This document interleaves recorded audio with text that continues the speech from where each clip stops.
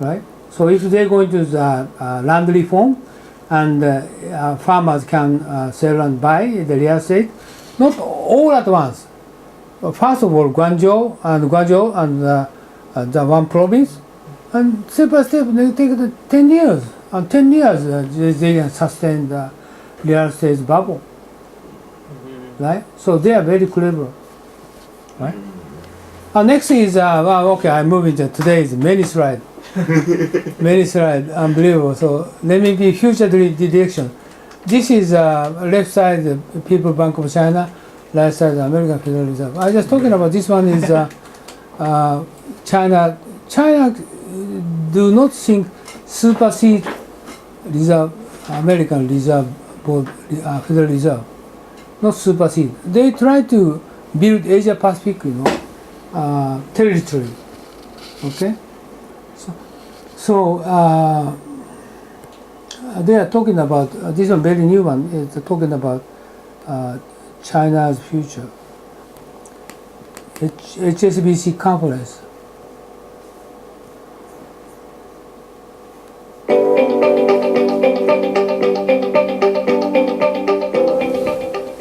China's unique advantages and its ability to support its own transition set it apart from any other nation.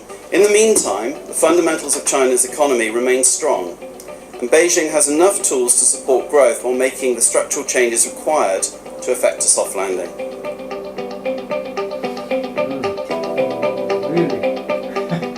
Over the last 12 months, China has continued on its global path. Yeah, manufacturing is still an important part of the economy, and whilst manufacturing and exports are currently weak, consumption remains pretty robust, contributing 2/3 of GDP growth in 2015. China's labour force is already better educated relative to its competitors in emerging markets.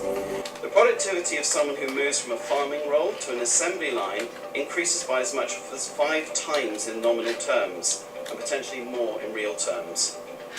His evaluation is very, optimistic. not optimistic. I think they are actually he might. The measures announced in the 13th He might live in China. A plan to move 100 million migrant workers to China's cities actually will significantly boost China's GDP. And this will increase access to markets, better technology, new brands, and a stable income stream. You can think about that. Current China is middle income people is increased past 10 decades. Now, as I told you, $50,000 till $500,000 population is over 100 million. It's the exact same population of the Earth. But 2 or 3 years later, it's going up to the 200 million. How do you think? 200 million population people is better life than Japanese. So this is a fail? This is called problem? No, I don't think so. The current is going. But this is what he's talking. How about the education level? Just he told that the education level is number 1 in the world. And a moral sense? Yeah. The Chinese is the Confucius world. So they are recently very well studying morale, And of course, 1.3 billion population, I tell you, 1 billion population is sort of beach, Oh my God, people. So you can neglect. Just only 300 million population is the same as the population of the United States. Those people is very good people. Right? We just only focus on 300 million population in China. So I don't tell you that 500 million population will going to get rich. No. I think 300 million is the maximum next 10 years. Right? But if we go to suburbs and those people, they're going to reach? No, I don't think so. It's different people. So I just have a look a little bit more. Had a deficit of savings. They've had extreme volatility around their inflation rate, and they've also had to borrow in foreign currency. And oftentimes that's created a significant mismatch. If you look at China, China has a very high savings rate. It has very substantial reserves.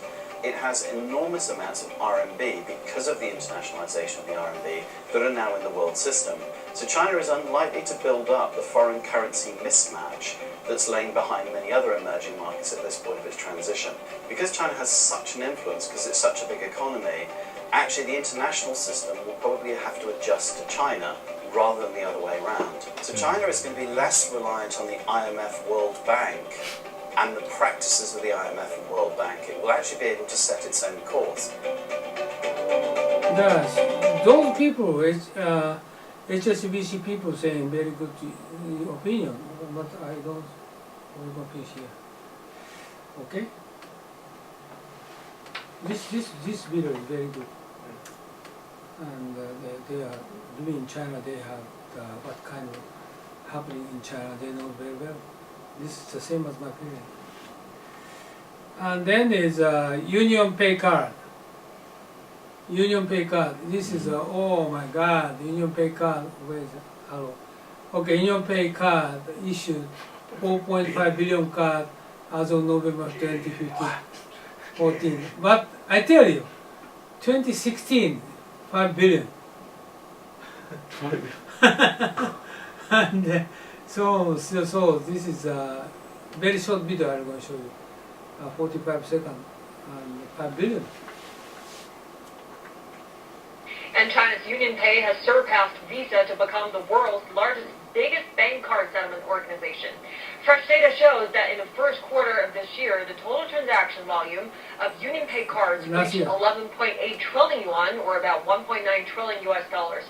That's while the transaction volume